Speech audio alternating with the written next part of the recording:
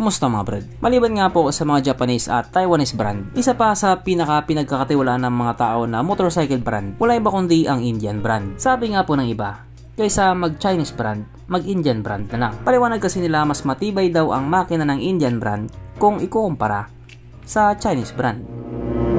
Ano sa tingin mo brad? Agree ka ba dun? At ang isa nga po sa pinakakilala or pinakasikat na Indian brand, wala iba kundi ang brand na Bajaj or Bajaj? Basta, bahala ka na dun. May nilabas na naman sila na bago. At kapag may nilabas na bago, excited na naman ang mga tao.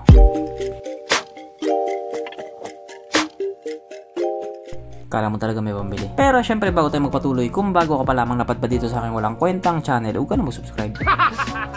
So yun na nga. Doon nga po sa bansang India, usap-usapan ngayon ang pinakabagong at gwapong naked bike na nilabas ni Bajaj. Ang kanilang Pulsar NS 400.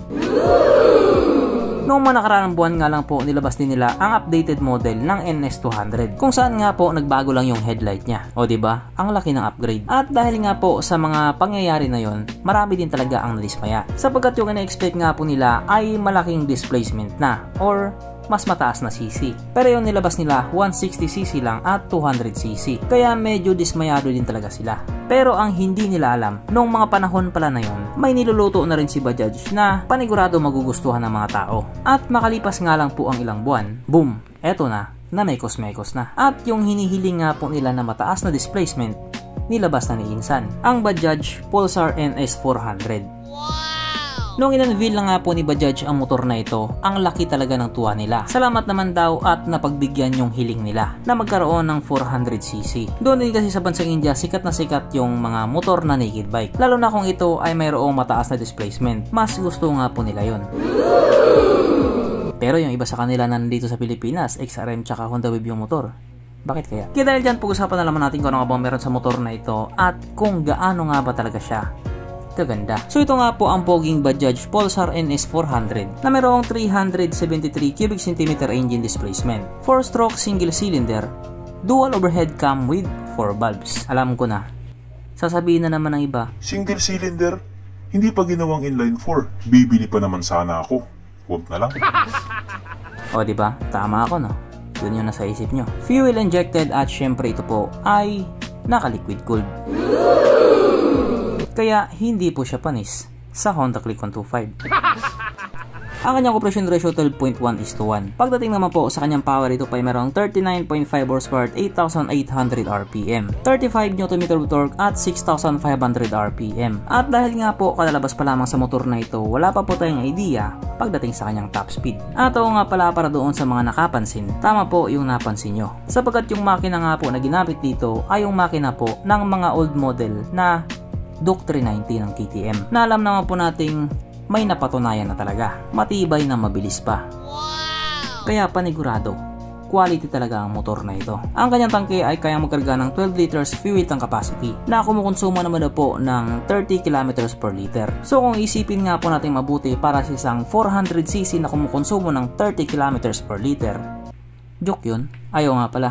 Duke yun. Ang sukat ng kanyang gulong 110/70/17 sa harap at 140/70/17 naman sa likuran. Syempre paras na po ito naka-tubeless. Pagdating naman po sa kanyang braking system, ito po ay naka-disc brake sa harap at disc brake din po sa likuran. As expected, para nga po sa mga motor na may 400cc, paras na po itong naka-ABS or may dual channel ABS po siya. Kaya wala ka nang dapat ipagalala pagdating sa mga preno niya.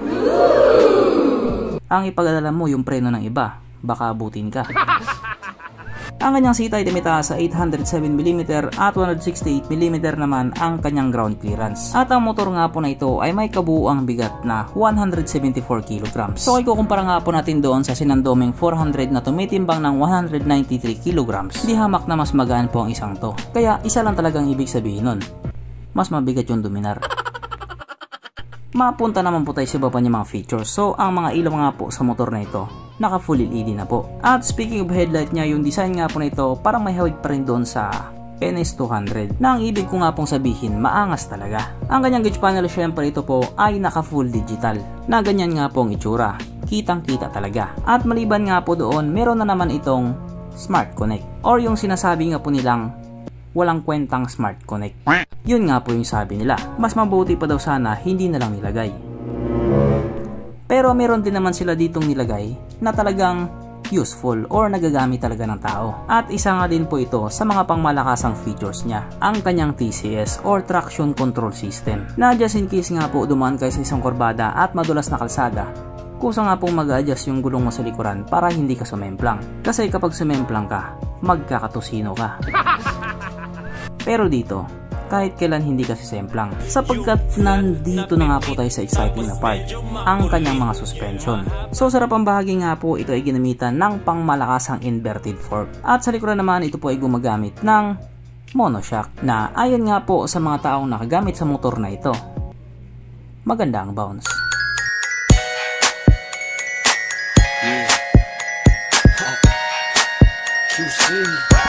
At dahil nga alam ko na nabibitin talaga kayo, meron pang isa.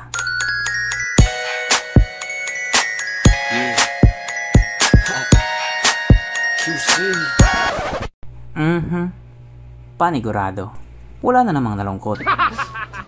At dahil wala nga po nalungkot, alamin na po natin kung present nga ba sa motor na ito yung tatlong pinaka-importanting features. So, una na nga po dito ang kanyang lagayan ng istalyon, at nakakalungkot mang sabihin, wala po siyang ganon.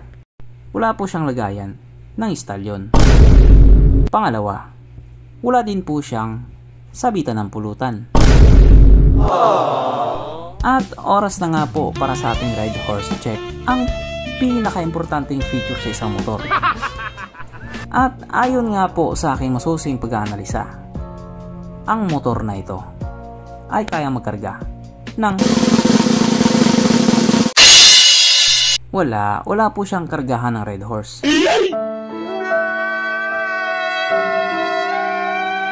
So therefore ang motor na ito ay hindi talaga recommended. At ito na nga po yung inihintay ng lahat, ang marinig kung magkano nga ba talaga yung presyo niya. So ito nga po ay nagkakalaga ng 185,000 Indian rupees, na kung i-convert nga po natin into Philippine peso, ito po ay papatak ng 126,000 pesos. So para nga po sa isang 400cc na may presyong ganon, napakamura po niya. Kasi kung atin nga pong titignan yung presyo po ng Dominar 400 na nandito sa Pilipinas, pumapatak po ng 208,000 pesos. So medyo mataas nga po. Pero kasi yung nabanggit ko naman kanina na 126,000 pesos, presyo lamang po yun sa bansang India. Kasi kung titignan din po natin yung presyo ng Dominar 400 doon sa India, ito po ay pumapatak ng 230,000 Indian rupees. Na kung convert nga po natin into Philippine peso, ito po ay papatak ng 157,000 pesos. Tapos pagdating sa atin, naging 200 plus na. Kaya yung buhay. Pero syempre magkaiba naman po talaga ang presyo ng iba't ibang bansa. Malas lang natin mas mahal dito. So hanggang dito na lang muna mga brad, kung may gusto kong sabihin or gustong idagdag doon sa mga sinabi ko, mag-comment ka na lang sa baba. Okay, bye.